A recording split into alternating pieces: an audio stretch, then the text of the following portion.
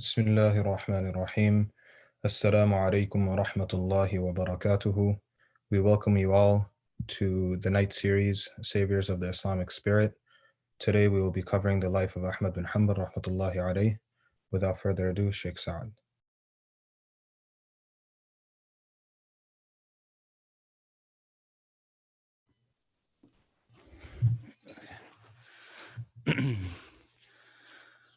Right. Bismillah ar-Rahman ar-Rahim. Assalamualaikum wa rahmatullahi wa barakatuhu.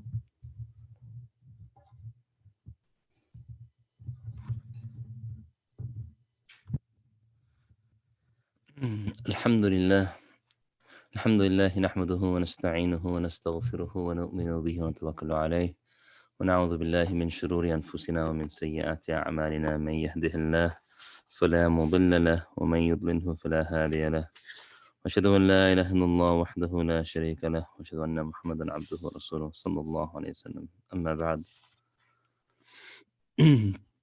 Over the last 2 nights, we've been able to get into the lives of individuals who went through great hardship and faced great difficulty in oppositions from other individuals and other groups and just the people in general, but sacrifice from themselves and sacrifice from their own comfort and sacrifice from their own lives in order to revive Islam and make it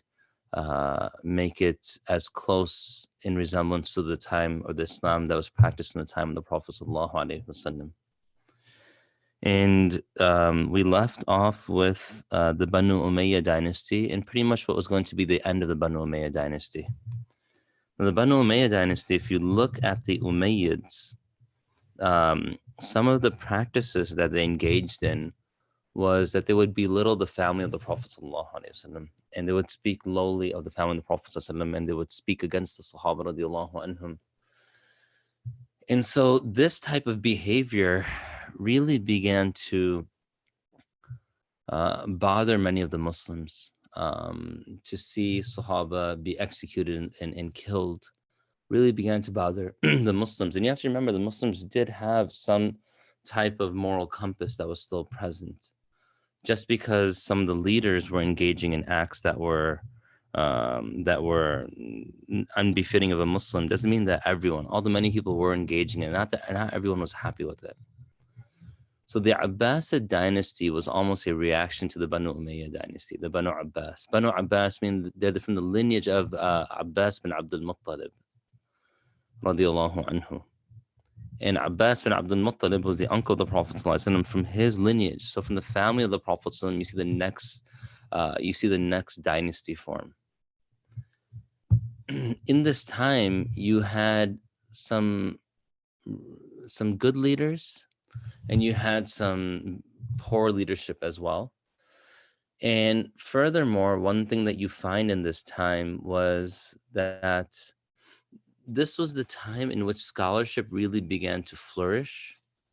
Imam Abu Hanifa rahmatullah alayhi, he lived in the Banu Abbas time period. So did Imam al-Shafi'i, so did Imam Malik, and so did Imam Ahmad. And in this time, when you see scholarship flourish, a person wrongly assumes sometimes it must have been the golden era. The reality is that these scholars faced a lot of difficulty, and they faced a lot of opposition. And it was not easy for them by any means, nor by any stretch of the imagination, to practice their deen and to spread the deen and to teach the deen. And there were many things that would serve to be obstacles for them. Sometimes when we read about, like, the ulama and the sulaha, and we read about like the fuqaha, and then, these are when the madhabs were founded, etc., we get this false idea of this golden age where everything went right. No, a lot of things went wrong. Imam Hanifa rahmatullahi alayhi, he was imprisoned. He was tortured in prison. So was Imam Malik rahmatullahi alayhi. And it was very difficult, and it will always prove to be difficult for a scholar under a monarchy or under any type of kingship. Because what happens is that you have absolute power going to an individual or a group of individuals, like a family, And then those family members, when they come into leadership, they assume after a period of time, it's, I guess, spoiled behavior, that whatever they say will go, and they try to flex their, political muscle, and they try to impose their will upon the scholars. And some scholars do bend, but others refuse. And if I can go into the stories of those who preceded Imam Ahmed rahmatullah alayh, it would bring us to tears. In fact, the story of Imam Ahmed rahmatullah alayh should rightfully bring us to tears, because here is a story of a man who, by many accounts, is known as the Imam of Ahl Sunnah wal Jama'ah. He's the Imam of Ahl Sunnah wal Jama'ah according to the label that many ulama give him. He was a faqih, he had his own madhab. It was the Hanbali madhab. He was a muhaddith, and he had his own book that he compiled. It was the Musnad Imam Ahmad. He was a scholar of Aqidah, and he had his own school of Aqidah, which is the Hanbali school of Aqidah. Any science that you see, he was a master of those sciences, and he actually founded schools underneath from him in those sciences. So now when we go into this today, it's sort of important for us to remember the following. Islam never lived in a bubble. Islam was always affected by those that surrounded, by the community that surrounded Islam. And so when we look at the scholarly sort of what was the situation with the Abbasid Empire, when they succeeded the Banu Umayyah, they actually became so reactionary to the Banu Umayyah that people like Abu Ja'far al-Mansur and others, they would actually kill many people out of revenge. Now, you have to understand, how wide did the Abbasid Empire stretch? On one occasion, this is narrated that Harun al-Rashid rahmatullahi alayhi, who was one of the more well-known leaders in khulafa or caliphs of the Banu Abbasid Empire, he once saw a cloud. So sitting there looking at the cloud, he said to the cloud, "Go travel wherever you want and let rain fall from you wherever you want. Nowhere will your rain fall except that a portion of what you produce will come back to me." Meaning it will grow, it will be sold, and some of the tax will come back to him, or it will grow, and then it will actually be sent to him as meal, etc. It was just showing that how vast his empire is. Ibn Khaldun, rahmatullah alayhi, he estimated that from the Abbasid Empire, that the annual income of Harun al-Rashid, rahmatullahi alayhi, was more than 7,500 qintar. Qintar is this huge pile of gold. If we're going to put it into the terms that were used from hadith, dinar and dirham, dinar is a gold coin.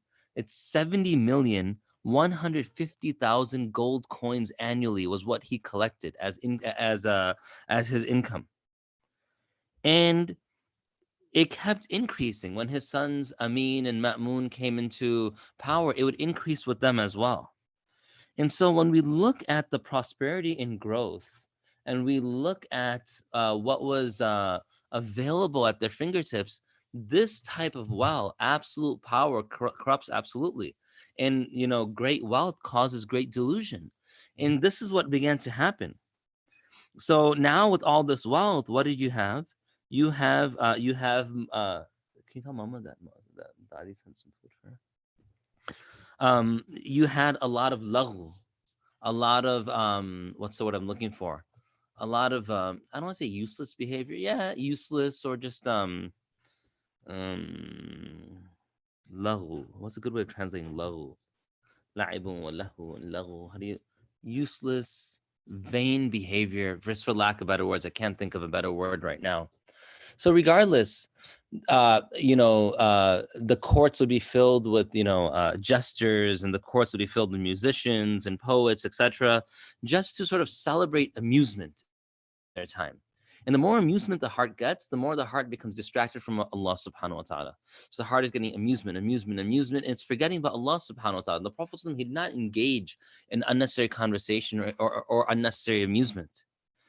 And so now what you have is the growth of this wealth became so great that it's narrated by some of the that Ma'mun, along with his family, his courtiers, the nobles, the military, the civil chiefs, the personal attendants, the bodyguards, and the entire army remained as guests of his prime minister Hassan bis Sahel, to whose daughter Ma'mun was betrothed.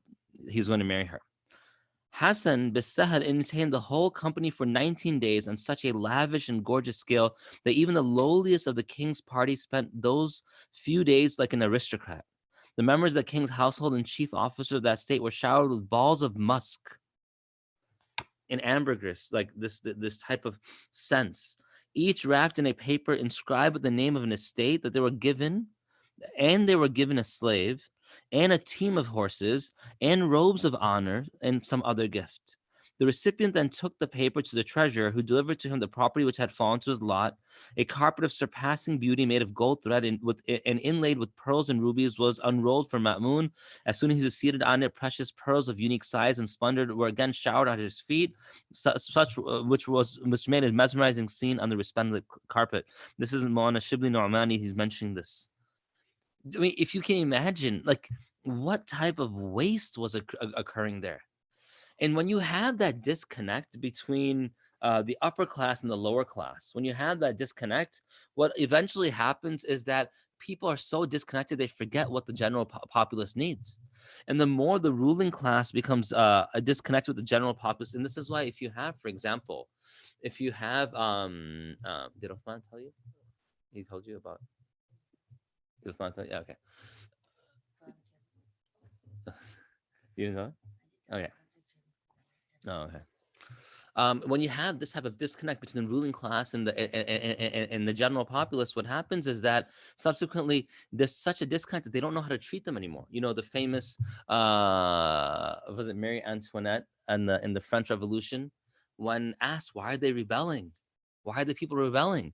Oh well, you know they don't have bread. She said, no, they don't have bread. Let them eat cake. The famous line, "Let them eat cake."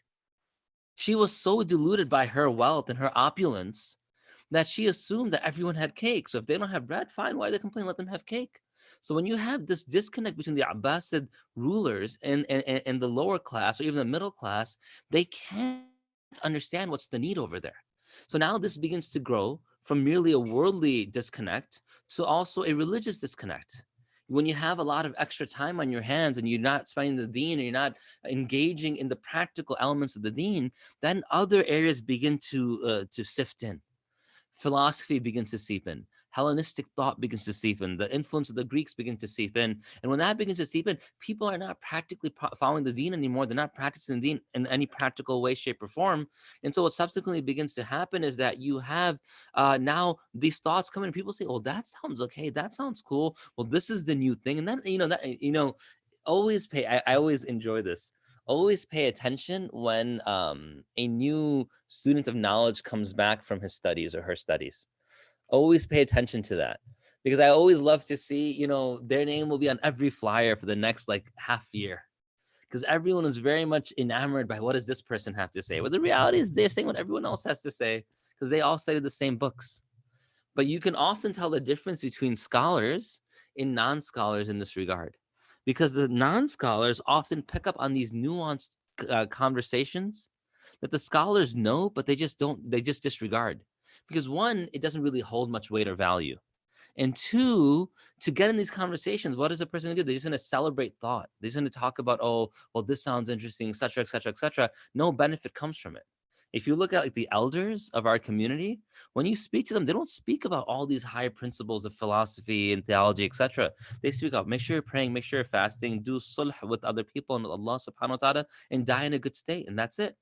And in the end of the day, when every new student of knowledge who returns, or every new speaker who's able to quote some Arabic and yell a little, and everyone becomes very enamored with them because they have their own Instagram, whatever, and their Twitter feed explodes, and they have Facebook or whatever's out there. After all that dies down, everyone always goes back to the elders because old is gold. This type of reality entered into the Abbasid period, and they began to entertain these types of thoughts. And the dominant thoughts now, they had to be fought off. So in this time, the people of piety, when they saw immoral behaviors and thoughts, they themselves began to think that now we need to spread the deen more, and we need to fortify spiritual states more, and we need to preserve what the deen, what exists within the deen even more. And thus you had people like Sufyan al-Thawri rahmatullah alayh, Fudail bin Iyad rahmatullah alayh, Junayd al-Baghdadi rahmatullah alayh, Ma'ruf al-Qarqi rahmatullah alayh, Bishr al-Hafi rahmatullah alayh. These individuals were so set on making sure that that and others like them, that let's not let the general populace go astray.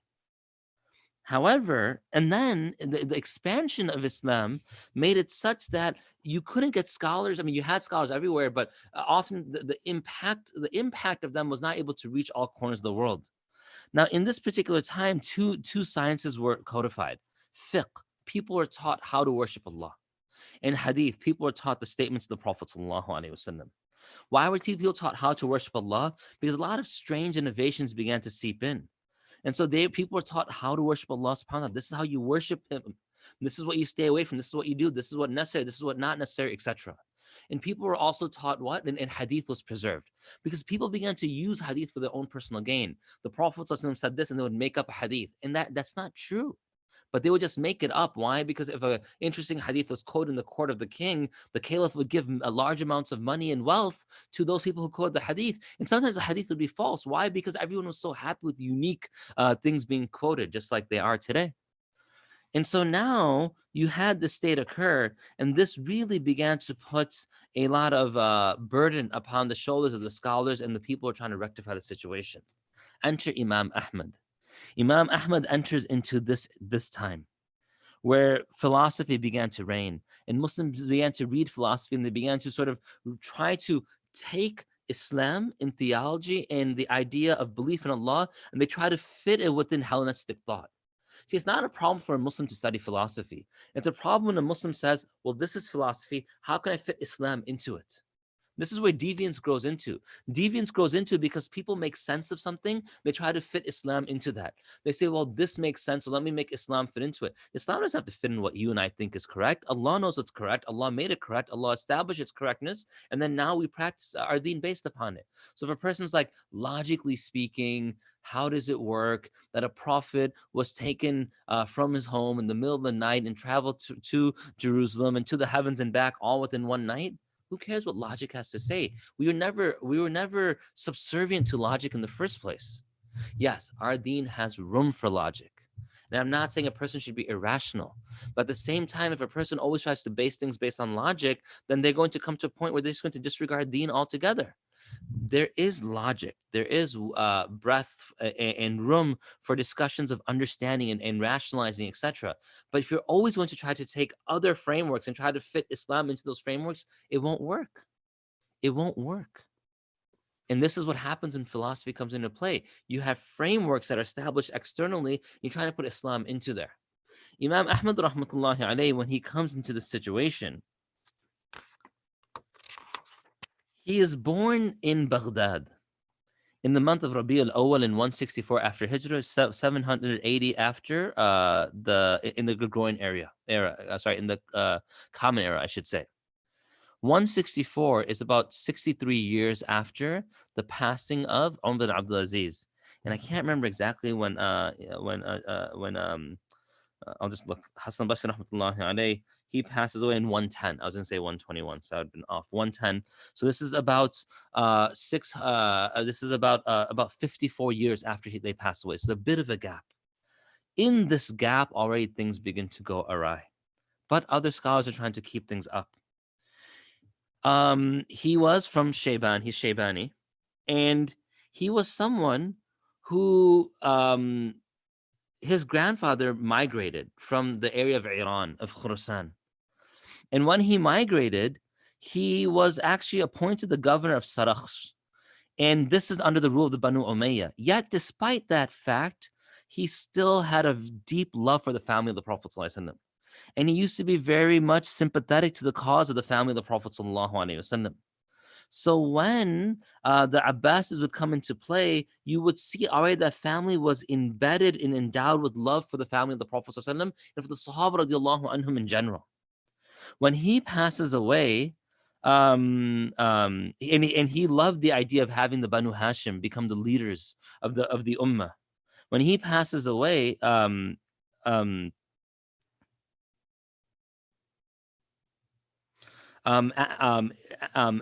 now we look further, when Imam Ahmad rahmatullah alayhi, when his father passes away, we're looking there, his mother migrates and she goes to Baghdad. And they're born there, and he's born there. He's not born in the most comfortable situation. But his mother was very, very careful to make sure that he was given a good education. And this is the first lesson. If we don't go out of our way to provide education for our children, any type of education, not restricting to merely religious sciences, but namely religious sciences, then people will go out of their way to educate our children. Now you're thinking, who's going to go out of their way to educate our children? What do you think social media is? Just modern education for children. What do you think YouTube is? It is modern education for children. Children are constantly being educated by the different images that fill up the screen. Many children can quote and sing song upon song upon song before they can recite their first surah of Quran. Why? Because they've been educated in it. They know about Christmas and Santa Claus and all these things before they have any understanding of Eid. Why? They've been educated in it. So education is constantly taking place be it by us or by someone else. And Imam Ahmad's mother, rahmatullah alayh, and this is huge. If you look at any person within deen,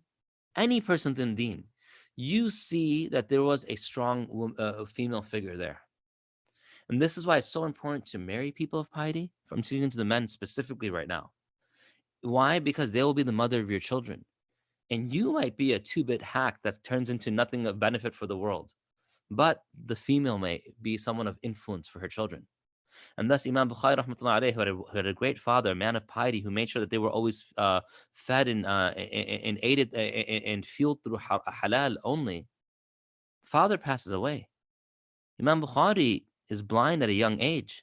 It is the deep care of the mother for the child and her excessive dua that causes the child to grow and to regain his vision. And you look at anyone, Imam Shafi rahmatullah alayhi, his father was out of the picture very young. He passed away. His mother was the reason. Imam Malik rahmatullah alayhi, his mother pushed him towards going to study. So you constantly see that there.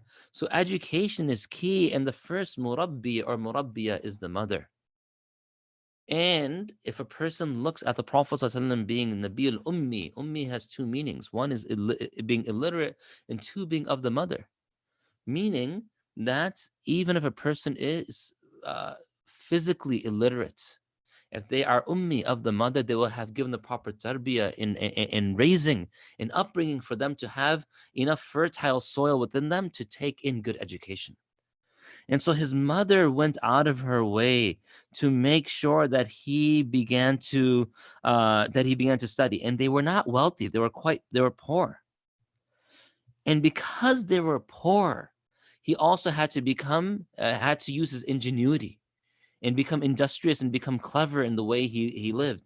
And this is the second lesson. The second lesson is, despite all the wealth any of us may have, and we live in a time in which the middle class can be wealthy.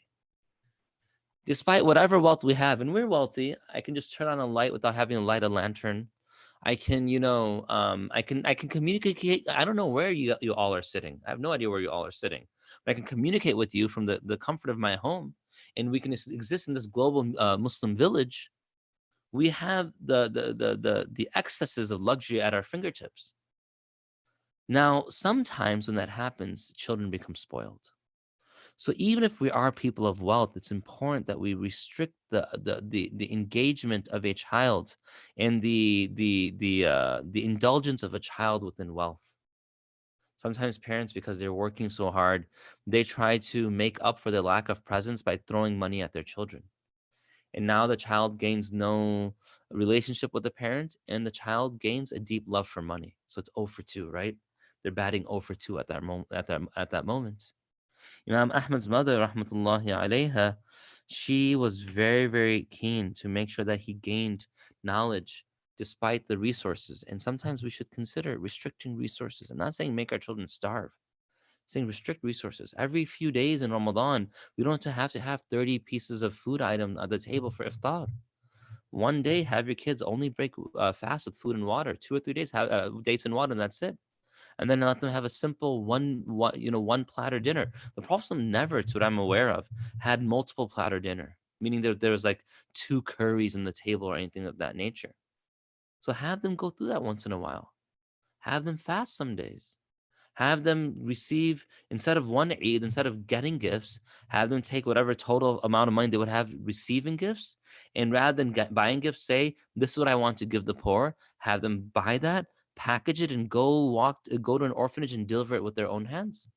Let them learn what it means to separate from wealth, but feel that internal fulfillment. And Imam Ahmed's mother did that for him. And so it's mentioned that he became resolute. His nafs, he was able to restrain it. He became patient. And when he was young, he began to study. And he memorized Quran at a very young age. And he became a person of literature and a person who was solid in writing. And again, going back to yesterday's point, we cannot become illiterate and uneducated. Our Prophet, despite the fact that he could not read or write, was a person who was extremely literate in his speech. Literate, right? I took your habit of saying literate. Imam Ahmed rahmatullahi alayhi, furthermore, he was a person of wara and taqwa. He was extremely pious. His uncle,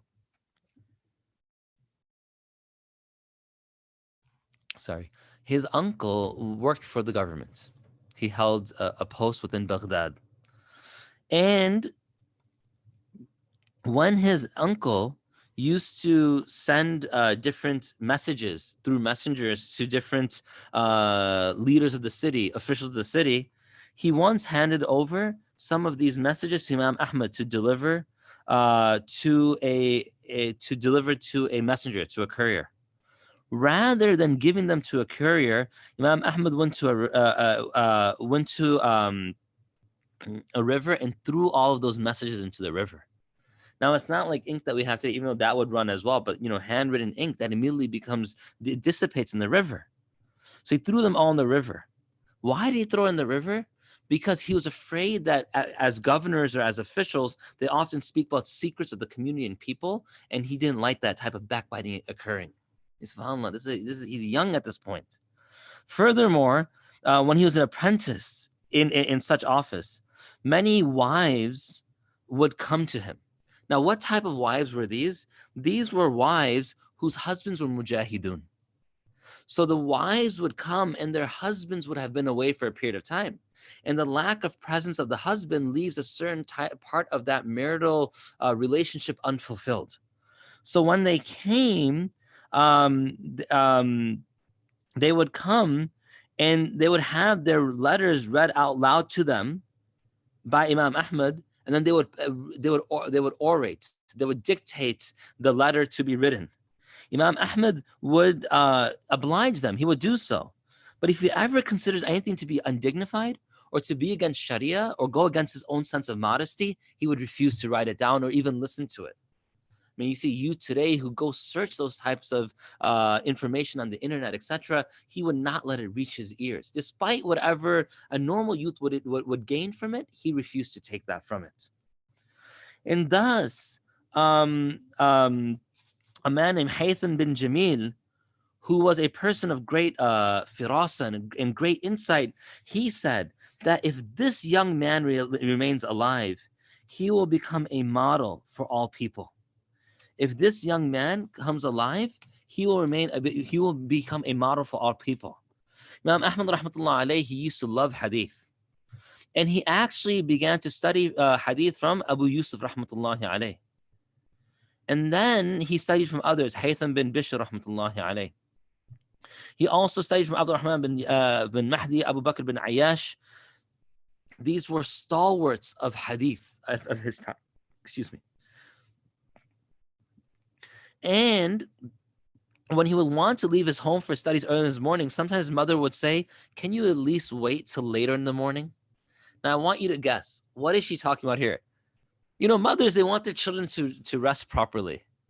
So maybe a child wakes up and the mother's like, just sleep a little more and go a little later to exercise, whatever the case may be. So maybe what would a mother say? It's Fajr, pray Fajr, go back to sleep. What would his mother say? His mother would say, you're going to go study hadith, fine. Can you at least wait till Fajr time comes in? Wait till Fajr time comes in. He wanted to leave in the darkness of the night in the barakah of tahajjud to go study hadith. So can you at least wait for Fajr time to come in? And, this is a habit of people of success. One of my friends, Shaykh Usher, Hafiz Usher from Michigan, maybe I shouldn't have mentioned his name, but I did, so it is what it is, okay? He became Hafiz at a young age. Mufti Rabbani was his teacher. Mufti Rabbani made him Hafiz. Allah made him Hafiz through Mufti Rabbani, I should put it that way. Shaykh Usher's grandmother used to really push that he pray tahajjud. And she used to sort of force him to pray tahajjud. And so what that did was, at a very young age, it established that routine within him. But why? She especially wanted to preserve the Quran that he memorized. So he was constantly doing that in tahajjud. What happens? Barakah in that time, great action, etc. Alhamdulillah, his Quran is solid right now. And there's other people like that as well. Let's just take a non-religious source or example. Mahmoud Abdul Rauf, who formerly known as Chris Jackson, who's now is in his 50s and he plays in that basketball tournament called the Big Three or something like that. He recently visited our school when we were open, MCC Academy, just a few weeks before it shut down because of COVID. And he was telling us his story. I did a lot of research on him because he was going to come visit. And I wanted to, be prepared with questions and also for our class to understand who was coming. His story is interesting because around the age of 10 years old, that's like fourth to fifth grade, that time. His father, he never met his father. His father left him very early on. And his mother and his brothers and they lived in absolute squalor, like the depths of poverty. And so he thought to himself, at the age of 10, I need to figure out a way to take my family out of this state. So his mother would leave for work before 5 o'clock. So before, she had to be at work by 5. So before 5, she'd be out the door, 4:30, whatever the case may be. He would wait to hear the door close. He would lace up his shoes and he would dribble all the way to the basketball court and he would begin to play and shoot and play and shoot and play and shoot and practice so he could one day become a professional, which he did become one of the greatest three-point shooters and free throw shooters within our National Basketball Association history, and a strong Muslim, which is more important. He converted, I think, in his final year of college, his first year of first year of college, one of the two. It was, I think, his final year of college. I probably entered the NBA. Anyway, he took advantage of that time, and so now he's developing himself despite that time. He's probably tired. It's cold. He said sometimes his hands would be frozen. He would run it under hot water. It'd be raining. He would just go slush through the rain. In that time, barakah in his life, and he says, Fajr is easy for him now because he made that time such a valuable piece of time in his life.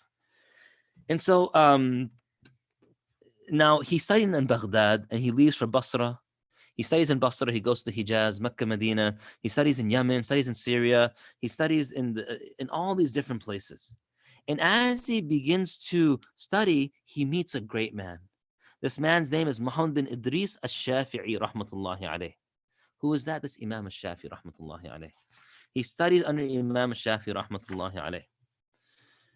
And by the time when he studies Imam al-Shafi'i, rahmatullahi alayh, I'm trying to do the calculation in my mind based upon the dates that's given here, he's in his early 20s. He's about 23 years old.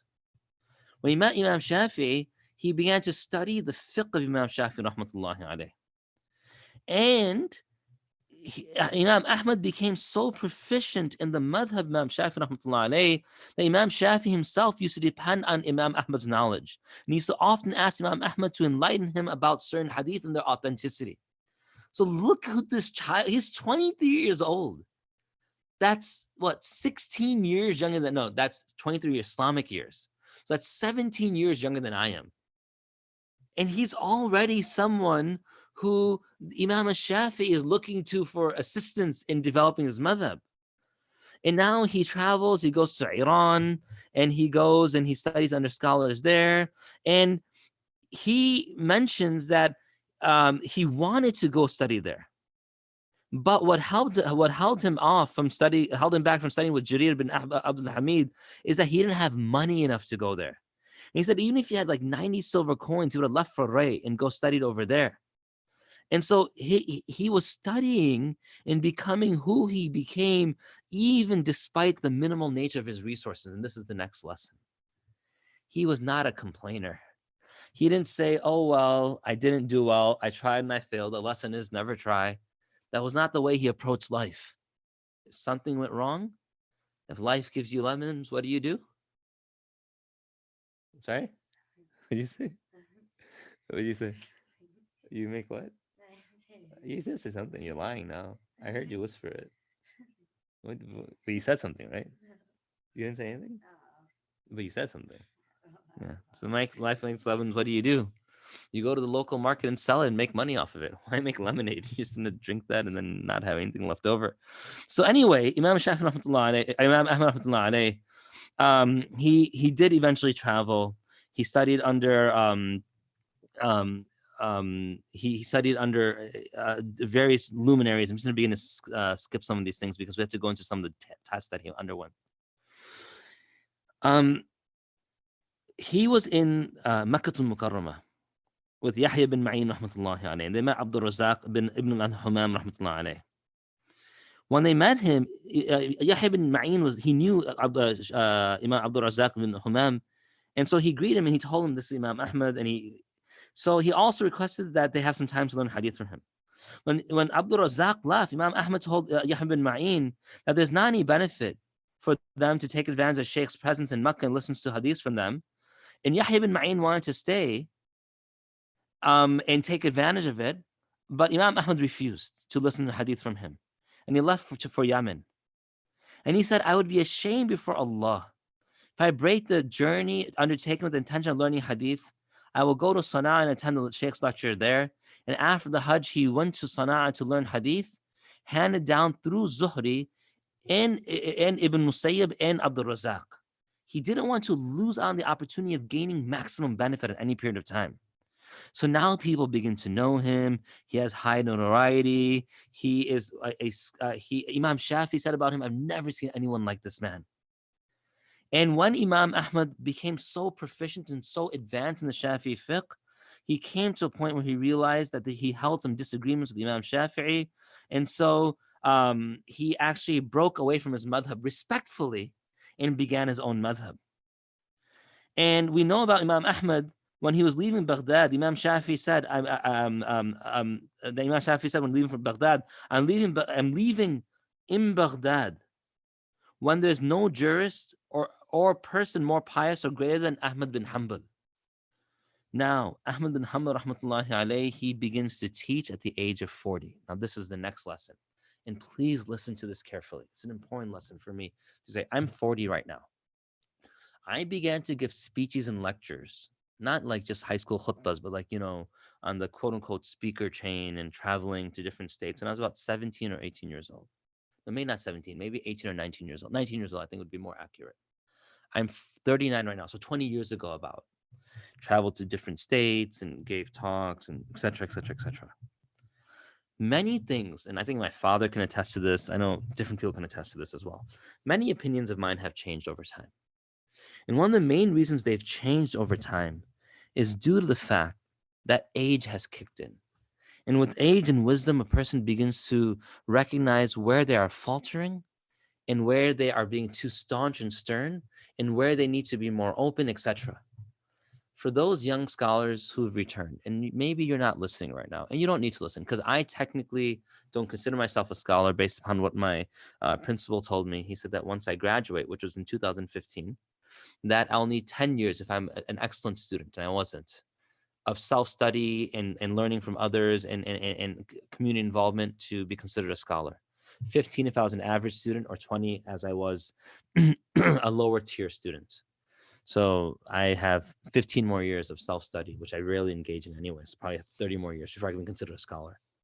But oftentimes we see people return back from overseas and they hit the speaker circuit. Spend some time under elders. Spend some time with people who have tested the playing field and know what it is like to be out there speaking and interacting with people. Scholars come back, they're on their soapbox, and they begin to speak fire and brimstone, and everyone gets excited, but a lot of people get turned off, and not a lot of quality or depth remains. go sit with the seniors.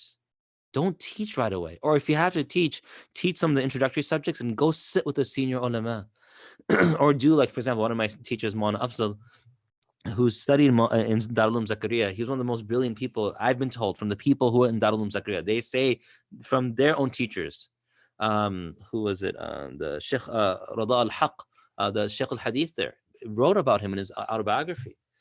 Maulana Afzal, he didn't do iftah once he graduated. He just stayed in the khidmah of Shaykh Rada al-Haq for 1 year, just to stay in his khidmah and learn from the company of people.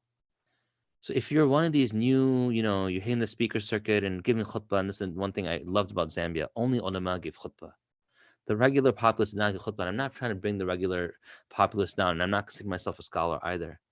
But there's a place for everyone. And I believe that ulama, sometimes their place is compromised in our society because, one, a lot of mistakes that we as graduates make ourselves.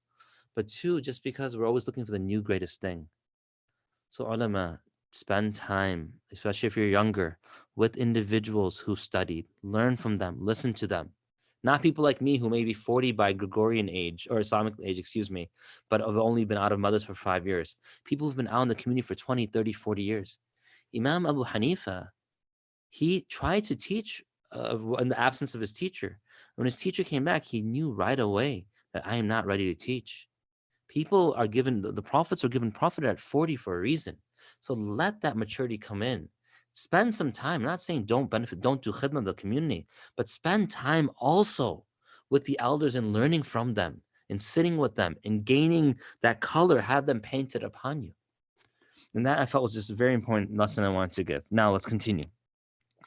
Now Imam Ahmed, he began to study hadith, and his lectures were widely attended. We know that one of the Imam Zahabi quotes from one of the students and contemporaries of Imam Ahmed that have not seen the poor and lonely shown more deference anywhere than the lectures of Imam Abu Abdullah, meaning Ahmad bin Hanbal, who used to be attentive to the poor and different to the affluent. Excuse me, affluent. He was a man of ample forbearance and never hasty, displayed great humility and tranquility, and sublimity hovered over him. After Asr prayer, he used to arrive for his gatherings in which legal rulings were offered, but remained silent until he was asked. And, so many times we see people always try to hit the rich crowds. Or can I get the highest honorarium? Who will drive me in the nicest car, etc.? No. Imam Ahmad gave deference. And he gave preference. Zayd, is that for me? My mug is there. For the people who are poor. And never overlook them. These are people who are simple. Shaykh Abdul Hakim Murad, Hafidhullah, he mentioned something very interesting. He's like, you and I, we interact, not an exact quote, but a rough quote, with the awliya on a regular basis. But we don't recognize them. They're the sweeper on the street, or the seller in the market, or the random person that we don't pay any attention to. But Allah knows their level and their position. And Imam Ahmad never overlooked anyone's position. And there's some really cool stories with this that unfortunately we're not going to have time for today because I spent too much time in sort of the introductory part of this. This is still the introductory part. I haven't even got to Jazakumullah Khayran. I haven't really got to the crux of our discussion today. He, after gaining some wealth in life, he used to give a lot to the poor.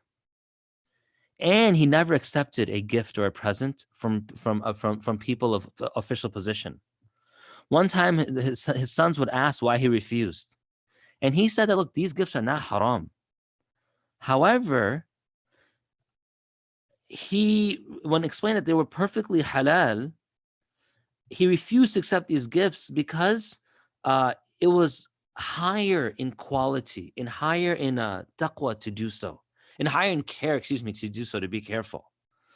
And he would often say that if the entire Muslim world became a morsel in his hand of any Muslims who fed another Muslim, such would not be extravagance. That to feed and give to others was not extravagance. And he was also very kind. On one occasion, a man abused him. But soon he came back to Imam Ahmad and started begging for his forgiveness. He verbally abused him. So Imam Ahmad said that he'd already forgiven the man before the man left the place. And this is a gateway to what happens later in his life. You know, Imam Ahmad was tried with one of the greatest tests. These caliphs in the time of the Abbasids, they actually loved Imam Ahmad. They loved Imam Ahmad greatly. He was a simple man. It's said about him, I've never seen someone like Imam Ahmad. It seemed as if his heart was a repository of all knowledge of human beings, past and present. He brought forth whatever he wanted, and he didn't share whatever he wanted. And he was a person, one time, Mutawakkil Billah sent Imam Ahmad a donkey upon which was loaded gold pieces, but he refused to accept any of it. He refused to accept any of it. And so, and then the story is interesting because he didn't want the Mutawakkil to feel any type of offense. So he said, okay, leave some of it in the corner. But then he sent it to be given away at that point as well. And so Imam Ahmad, this simplicity, people loved him. But what happens? There's a group called the Mu'tazila. The Mu'tazila are like the Muslim philosophers, the deviant Muslim philosophers, I should say. They try to use logic to explain everything. That was their big thing. They try to explain logic to explain everything. And so these individuals, they began to spread a lot of false beliefs. From the false beliefs they spread, they would say things like, a major sinner would not enter into paradise.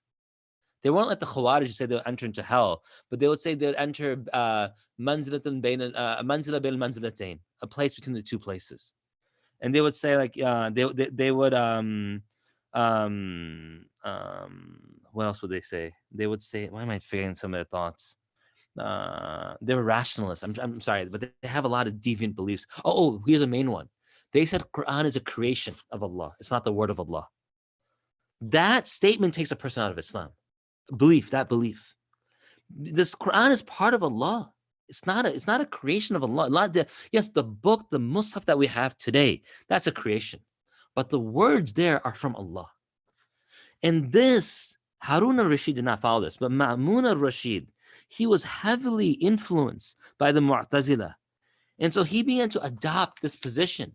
And the Mu'tazila, for some reason, they became the official belief system and theology of the Abbasid Caliphate for a period of time. Anyone who did not follow this were imprisoned and they were abused. And Imam Ahmad, this is what happened to him. Now, the Caliph loved Imam Ahmad. And he did not want to see him harmed. So he would constantly go and tell him, just accept this, just accept this. And he refused. And he would debate people openly about this and he refused this openly. And what happened was he began to be tortured in prison. On one occasion, when he was brutally flogged, he was whipped brutally. And he used to say that I cannot pardon the innovator in religion, but aside from him, everyone who took part in my victimization has been pardoned by me. Meaning what? The one who says that Quran is a creation of Allah, I can't forgive that. That is destroying the deen. But anyone who is forced by him to beat me and imprison me and flog me and harm me, I'll forgive them. And when asked why, he would say, what good does it do me if a Muslim were put into hell because of me? How does that benefit me? And in one occasion, I'll go to some of those stories now. So what happens is Imam Ahmad, rahmatullahi alayhi, he is defending the view of the Ahl Sunnah wal Jama'ah. Imam Ahmad was forced to arrive in Mecca, and not Mecca, in Baghdad. And some of the scholars, they went to Imam Ahmad and they said, just say that just say it by your tongue. Don't believe in your heart, but say by your tongue that Quran is a creation. Allah will overlook it. Don't worry about it. And Imam Ahmad refused. 30 scholars were brought forth. Ma'mun Rashid gave an order to the governor of Baghdad to present before him 7 hadith scholars who go against this edict of Quran being creation of Allah. When they came, Ma'mun questioned their belief. They said what they had to say. And then when Ma'mun questioned them about their beliefs and regarding the creationness of Quran, each of them, either whatever the reason may be, end up believing what Ma'mun al-Rashid said. So they went to the public, and the public still didn't agree with them. The public still said, no, Quran is not creation of Allah. Then, so they thought, let's turn our attention towards Harun al-Rashid. If we get Ahmad bin Hanbal, if we get him to change, then what's going to happen is that the general public. So Ma'mun al-Rashid, what does he do? He writes a letter, and he forces everyone has to believe in the Mu'tazili view. And he would get really upset if people did not agree. He wrote a letter to one of his governors, Ishaq bin Ibrahim, who said that, look, these scholars, they don't agree with you. So he said, take these scholars, these 30 scholars, and execute them. Execute them, kill them. Now, only 4 scholars remain: Ahmad bin Hanbal, Hassan bin Hamad al-Sajjada, Ubaydullah bin Umar al-Qawariri, and Muhammad bin Nuh. And they said that we are not going to change. They were thrown into prison. Imam Ahmed he is flogged, he's whipped, and he's hurt. Ma'mun al-Rashid, he dies in this period of time. Mu'tasim Billah takes over. And he takes over on the same scale. He was instructed to follow faithfully in the footsteps of his predecessors. Especially what? This particular thing. Quran is the creation of Allah. Hasha lillah. So he did so. And when he does so, Imam Ahmed begins to get abused. The caliph brings forth Imam Ahmed. He asks him, tell me your state. He's brought into Baghdad wearing 4 iron shackles on his legs. He was questioned and questioned. He refused to give up. For 4 days, he's questioned. They told Imam Ahmed that they would not execute him. Rather, execution's too easy. We have to beat you. We'll beat you in the dungeon. And in the dungeon, you won't even be able to see light. So they're playing psychological games with him. He still refused. Then Imam Ahmed was whipped 28 times. A new executioner was brought in. He was given 2 whips, 2 lashes. After each stroke, Imam Ahmed said, bring something to me from Quran or Sunnah, and I will accept it. Meaning what? You're beating me. Give me proof from Quran and Sunnah. When you give me proof, I'll accept what you have to say. And they had nothing to do. Imam Ahmed himself says, when I reached a place known as Bustan Gates, a horse was brought before me and I was told to get in. Nobody helped me horse, and with heavy chains locked to my legs, I was forced to climb on. I made many attempts. I barely managed somehow to save myself from falling down my face in those attempts. When I reached Mu'tasim's palace, I was thrown in a small room that was bolted shut. There was no lamp in the room. In the middle of the night, when I stretched my hands to touch the dust for purification before the prayers I intend to offer, I found a dish of water and a basin. I did wudu, and then on the next, and I began to pray tahajjud. Even in this time, it does not forget his, look, in hardship, he's praying. In ease, we don't pray. SubhanAllah. Anyway, continuing. The next day, a person brought me to the caliph. The chief justice, whose name was Ibn Abi Dawood, and a number of his courtiers, along with Abu Abdurrahman al-Shafi'i, were present there. Before I was brought to the caliph, 2 people were beheaded. 2 people were beheaded. I asked Abu Abdurrahman al-Shafi'i if he remembered what Imam Shafi'i had said about tayammum. On this, Ibn Abu Dawud remarked, look here, this man is about to be beheaded, and he's making legal inquiries. SubhanAllah, even in the situation where death is staring him in the face, what does he do? And this is Imam Abu Yusuf, rahmatullahi alayhi, he passed away a similar state. He passed away, his last act of worship was what? Learning a principle, a mas'ala, or teaching a mas'ala with Imam Muhammad bin al-Shaybani regarding Hajj. Oh man, we're almost an hour in, I have to end. So Ibn Abi Dawood would say that, look at this man. He's about to be beheaded. He's asking about fiqh. Mu'tasim told him to come forward, asked me to come forward. I reached quite close to him, and he told me to sit down. I was very tired because of the heavy chains in my body. After I'd taken some rest for a while, I requested the caliph permission to ask something. The caliph granted me permission to pose the question, so I asked, I want to know, what was it to which the Prophet of Allah summoned us? The caliph was silent a few seconds and then replied, to bear witness Allah and that there is no God but Him. So Imam Ahmed said, I bear witness to this. I said and continued, your great grandfather, Ibn Abbas, now he's calling upon their prophetic lineage. Your great grandfather, Ibn Abbas, who's the cousin of the Prophet, has narrated a deputation of Abdul Qais came to the Prophet. They inquired about the contents of the faith. The Prophet said, do you know its reality? They replied, verily, Allah and His Messenger know best. Thereafter, the Prophet explained, it consists of bearing witness there's no God but Allah, and Muhammad is His messenger, praying the prayers, giving the zakah, keeping 1/5 of the spoils of war to the state, meaning to the Prophet, how it's used by the Muslim government. I would not have interfered with you if my predecessor had not laid his hands on you, said the Caliph. Meaning what? He's saying that, look, I do all these things. Why are you flogging me? So Mu'tasim says, look, I feel horrible about this. But my predecessor, Ma'mun, he told me to do this. Then turning to Abdurrahman bin Ishaq, he remarked, didn't I order you to give up this affair?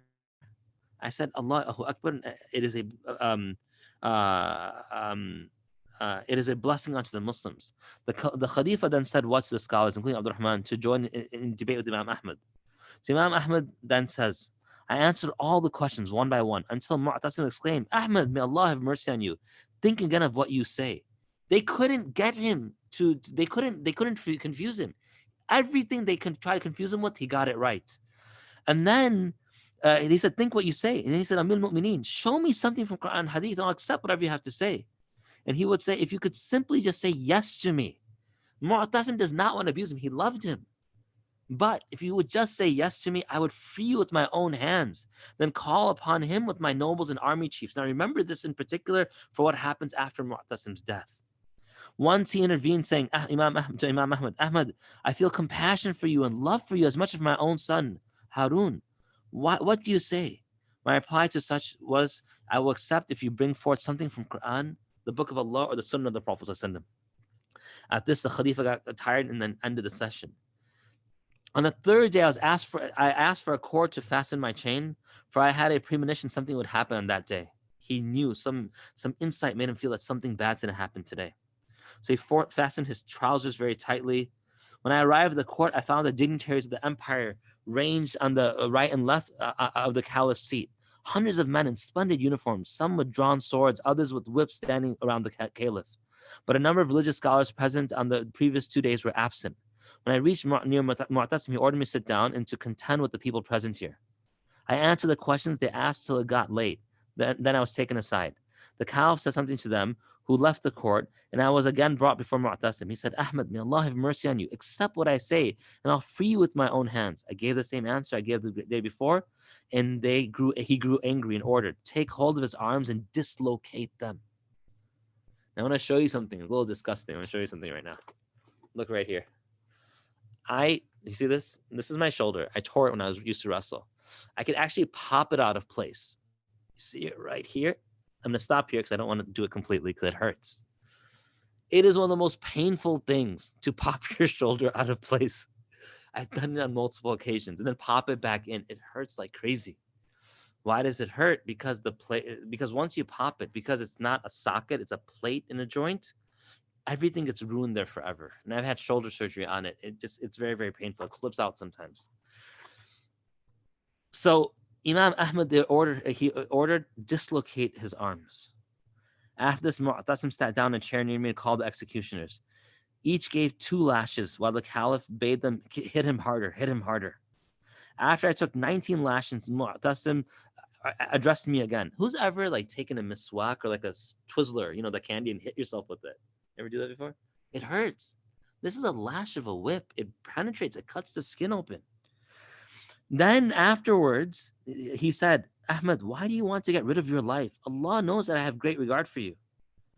One general, Ujayf bin Ambasa, struck me with the hilt of his sword and exclaimed, you want to overcome them all? Another man remarked, don't you see that the caliph is standing before you? A third man said, leader of the faithful, you're fasting and you stand in the sun.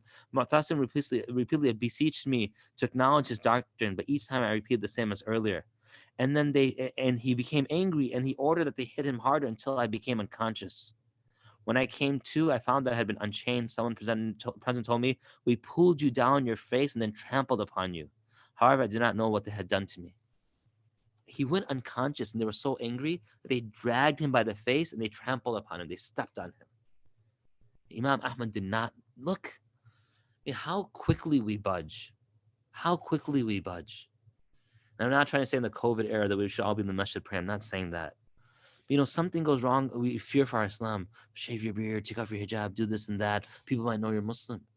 Look at the abuse he's undergoing. After a while, Imam Ahmad was sent home. He spent 28 months in prison. Ibrahim bin Mus'ab, one of the guards that was kept by Imam Ahmad, says that he had not seen anyone more brave than Imam Ahmad. Yet Imam Ahmad had no care for them. He couldn't care less what their opinion was of him. Muhammad bin Ismail bin Samina says that he had heard from certain eyewitnesses that Imam Ahmad was beaten so severely that one stroke would have made an elephant cry. Another eyewitness said Imam Ahmad was fasting on the day, and the Sharia permits you to outwardly accept the doctrine of the Caliph, meaning just say that you believe in it. But Imam Ahmad paid no attention. And then when he became too thirsty, he asked for some water. A tumbler of water was brought to him, which he took in his hand, but then he returned back. So he remembered he was fasting. Subhanallah, someone once asked him, why didn't you just say? Why didn't you just say that I believe? That I believe. That's it. Just say I believe in what you're saying. And Imam Ahmad said, one of the scholars is saying this to him, just fake that you believe and just get out of this situation. He said, look, if I say this, I know that the Quran is not a creation of Allah. Allah knows that. But all these people outside of my jail cell, all these people in Baghdad, all these people who follow me, if they hear I say it, they will change their beliefs. And I will not compromise their hereafter. I'm willing to take the pain and abuse. This is steadfastness. One of his sons had mentioned that his father had, when his father died, when they went to wash him, they could see the scars of the marks and the lashes that was on his body. Abu al-Abbas al-Raqi, he describes that people wanted to save Imam Ahmad from the sufferings in the prison, where he was confined, and recited the hadith that allows him to save his life. And then he said, but what do you say of the hadith transmitted by Khabbab, which says that there were people of old who were sawed into two but did not renounce their faith? Many of us know these hadith of suffering and trial and difficulty. We know them. But he acted on them. We know the hadith, we turn a blind eye, unfortunately. He acted upon them. And they realized that he's not going to change. Imam Ahmad rahmatullahi alayhi, subhanallah, one of the most interesting things that happens, in the life of Imam Ahmad was that before he passes away, Mu'tasim dies. And when Mu'tasim dies, the new caliph actually believed in, the new caliph believed in the orthodox opinion of Ahl Sunnah wal Jama'ah, that what? Quran is not created. And the new caliph used to send, this is mutawakkil billah, this is mutawakkil now. He used to send gifts to Imam Ahmad, and he used to take care of him. The wathiq, after Mu'tasim, wathiq takes over, and after wathiq, mutawakkil takes over. Now, this is very interesting. Mutawakkil believed that he was a good man, and so he would give gifts to Imam Ahmad. And remember, I mentioned that story about giving the money, the golds on the back of the donkey.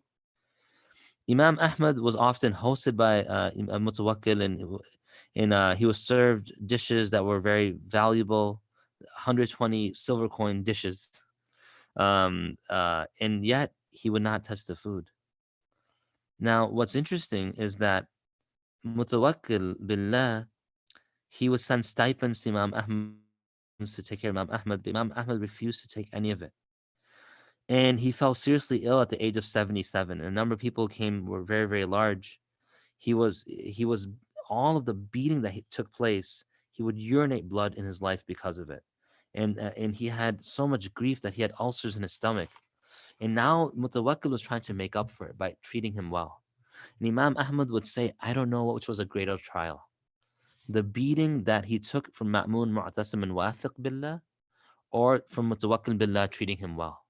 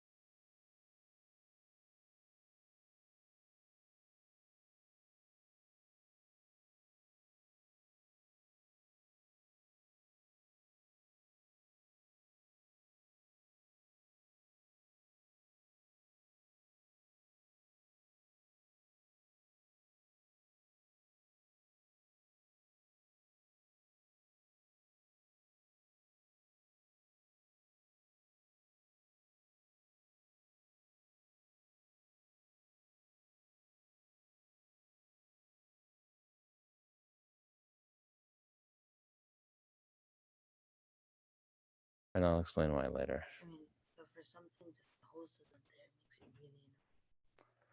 Okay, Assalamualaikum wa barakatuh. So I've been given a divine sign to stop talking, I think. So let's just close.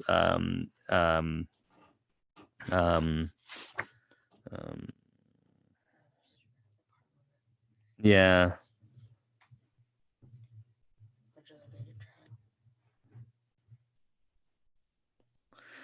Just, he becomes sick. He's very seriously ill at the age of 77. So many people are coming to see him in his homes that they had to sort of shut down the streets, and police had to control the traffic. The bazaars were overcrowded by people just waiting for him. And he passes away, rahmatullahi alayh. Really one of the greatest men to ever exist in our deen in 241 after Hijrah. So he was born in 164. He passes 241 to live 77 years old.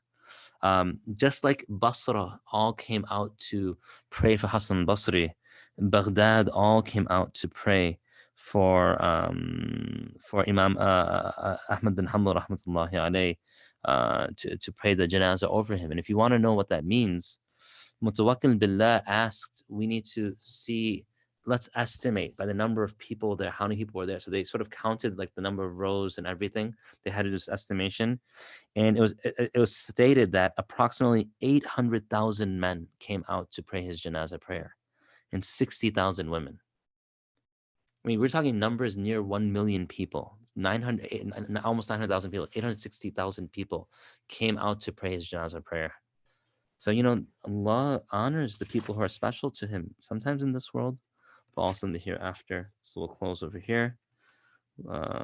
We ask Allah to, bless Imam Ahmad, illuminate his grave and expand his grave as far as the eye can see, and make it a place of paradise in this world before the hereafter.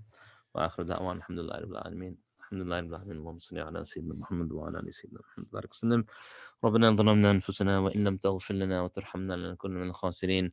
ربنا آتنا في الدنيا حسنة وفي الآخرة حسنة وقنا عذاب النار. ربنا لا تزغ قلوبنا بعد إذ هديتنا وهب لنا من لدنك رحمة إنك أنت الوهاب. يا مقلب القلوب ثبت قلوبنا على دينك. يا مصرف القلوب صرف قلوبنا على طاعتك. يا مؤلف القلوب ألف بيننا وبين قلوبنا. يا أرحم الراحمين يا أرحم الراحمين يا أرحم الراحمين. أنت رب المستضعفين وأنت ربنا لا إله إلا أنت سبحانك إنا كنا من الظالمين. أنت الغني ونحن الفقراء إليك. أنت القوي ونحن الضعفاء إليك. ارحمنا واغفر لنا وارحمنا أنت خير الراحمين. اللهم اجعلنا من عتقاء شهر رمضان. اللهم اجعلنا من عتقاء شهر رمضان. اللهم اجعلنا من عتقاء شهر رمضان. اللهم آت نفوسنا تقواها وزكها أنت خير من زكاها. أنت وليها ومولاها. ربنا لا تزغ قلوبنا بعد إذ هديتنا وهب لنا من لدنك رحمة إنك أنت الوهاب. ربنا آتنا في الدنيا حسنة وفي الآخرة حسنة وقنا عذاب النار. Oh Allah, verily, Ya Allah, another night in the nights, the final nights of Ramadan has come, Ya Allah. This now is the 24th night, Ya Allah. Oh Allah, we have less than 1 week left of Ramadan. Oh Allah, let this be the best week of Ramadan we've ever spent in our lives, Ya Allah. And let every week of Ramadan after, in years to come, Ya Allah, be better than this, Ya Allah. Oh Allah, let us devote ourselves in complete sincerity and complete submission without any distraction, Ya Allah, to you in these days and nights, Ya Allah. Allah, forgive us for the mistakes we made in Ramadan, Ya Allah. The sins we've committed in Ramadan, forgive them, Ya Allah. Oh Allah, please, Ya Allah, let us learn from the lessons of these great men and women, Ya Allah. The opulence and the lavishness of this world never distracted them, Ya Allah. They never sought anything but your pleasure, Ya Allah. Make us amongst them, Ya Allah. Make us amongst those who seek no pleasure but your pleasure, Ya Allah. Oh Allah, make us amongst those, Ya Allah, who turn to you, Ya Allah, in happiness and in difficulty, Ya Allah, in hardship and in ease, Ya Allah, in grief and in every state, Ya Allah. Oh Allah, we turn to you, Ya Allah, and we ask you to remove all the difficulties upon us, Ya Allah, the depression, the anxiety, the suicidal thoughts, the all of these mental health issues that are now coming to light, Ya Allah, remove them, Ya Allah. The illnesses, the viruses, the bacteria, the broken bones, the torn ligaments, all the physical ailments that afflict us, Ya Allah, cure them, Ya Allah. Oh Allah, the trauma, Ya Allah, that has occurred, Ya Allah, from all of us being so distant from the Prophet ﷺ has left us, Ya Allah, in a lurch. Oh Allah, make us such that we are able to constantly strive to be in emulation of your Prophet ﷺ, Ya Allah. Oh Allah, these individuals, Ya Allah, they gave everything for you, Ya Allah. Let us give at least one thing for you, Ya Allah. Let us offer one true prayer for you, or one true fast for you, or one true dollar or even penny in sadaqah, pure for you and for you alone, Ya Allah. Oh Allah, on the day of judgment, Ya Allah, we do not know where we will go. We turn to you in these last 10 days and nights, Ya Allah, when you have promised to free the people who are bound to hell, Ya Allah, from their hellfire, Ya Allah. Oh Allah, we know our sins may have made us bound to hell, Ya Allah. Oh Allah, free us from hell, Ya Allah. Free us from hell, Ya Allah. Free us from hell, Ya Allah. Never let us be amongst the people of hell. Let us never do the actions of the people of hell, Ya Allah. Take us away, Ya Allah, from anything that may draw us near to hell, Ya Allah. Oh Allah, if we've engaged in interest ever in our life, Ya Allah, remove it from us, Ya Allah. And let's never touch interest. If we've engaged in any type of fornication, Ya Allah, remove it from our lives, Ya Allah, and forgive us for it, Ya Allah. Never let us engage in it. If we've ever engaged in any disrespect, Ya Allah, to our parents or elders or people whom you love or anyone, Ya Allah, let them forgive us, Ya Allah. And oh Allah, you forgive us as well, friend. Let us never return to it, Ya Allah. If we've ever, Ya Allah, missed any prayer, missed any fast, missed zakat, missed anything, Ya Allah, oh Allah, forgive us for it, Ya Allah, and let us make it up, Ya Allah. Oh Allah, take us out of debt, Ya Allah. Oh Allah, take us out of debt, Ya Allah. Take us out of debt, Ya Allah. Oh Allah, take us out of debt to you. Any missed prayers, fasts, etc. We owe you, Ya Allah. Let us take us out of it, Ya Allah. Take us out of debt to our brothers and sisters in creation, Ya Allah. Oh Allah, if we've backward or slandered about them, Ya Allah, let us repay that debt that we owe them, Ya Allah, through doing goodness of this world or earning earning their forgiveness, Ya Allah. Oh Allah, the financial debt, take us out of that as well, Ya Allah. Oh Allah, in this confusing era of COVID, Ya Allah, where people don't know what to do, Ya Allah. Oh Allah, grant us true guidance, Ya Allah. Oh Allah, let this, just as I began, let it end, Ya Allah. Let us pray, eat with one another. Let us embrace our parents and our grandparents, Ya Allah. Let us be able to go to the masajid again, Ya Allah. Let us visit your Haramain Sharifain, Ya Allah. Oh Allah, we turn to Ya Allah. We ask, Ya Allah. Oh Allah, the father of Maulana Asfar, Ya Allah. He's very sick, Ya Allah. Oh Allah, grant him cure, Ya Allah. Grant him cure, Ya Allah. Grant him cure, Ya Allah. Oh Allah, grant the family the best at this time and ease at this time, Ya Allah. Oh Allah, oh Allah, anyone else who sought dua from us, Ya Allah. Oh Allah, oh Allah. Accept whatever they seek, Ya Allah. Whatever we seek in our hearts, Ya Allah, you know, accept it from us, Ya Allah. Allah, forgive our parents, Ya Allah. Forgive our siblings, Ya Allah. Forgive our spouses, Ya Allah. Forgive our children, Ya Allah. Forgive our aunts, Ya Allah. Our uncles, Ya Allah. Our grandparents, Ya Allah. Our great grandparents and above, Ya Allah. Our grandchildren, great grandchildren below, Ya Allah. Our nieces and nephews, Ya Allah. Oh Allah, forgive them and bless them and guide them, Ya Allah. Oh Allah, forgive our neighbors, Ya Allah. Grant them Islam in their hearts, Ya Allah. Grant us the ability to bring Islam to them, Ya Allah. Oh Allah, let us never be embarrassed of our deen, Ya Allah. Why should we be embarrassed of our deen? This is the best deen from the greatest prophet, the greatest book, and of course our Lord, Allah, you are the greatest, Ya Allah. Oh Allah, we should never be embarrassed of this, Ya Allah. Oh Allah, grant us all good in this world and the hereafter, Ya Allah. Oh Allah, we turn to You, Allah, whatever's halal and tayyib within our hearts that we forgot to ask, that we should have asked, that we remembered that we did not have an opportunity to ask, whatever Your Prophet sought from You, the Sahaba sought from You, the ulama sought from You, the Salaha sought from You, oh Allah, grant that for all of us, Ya Allah. Oh Allah, purify us and bless us, Ya Allah. وصلى الله تعالى على خير خلقه سيدنا محمد وعلى آله وصحبه أجمعين برحمتك يا أرحم الراحمين. الحمد لله رب العالمين. Okay, inshallah. And that's for tonight. I apologize, shouldn't go this long. Tomorrow we'll cover Abu al-Hasan al-Ash'ari, rahmatullahi alayhi. وآخر دعوانا الحمد لله رب العالمين سبحان الله وبحمده سبحانك وبحمدك لا إله إلا أنت نستغفرك ونتوب إليك والسلام عليكم ورحمة الله وبركاته.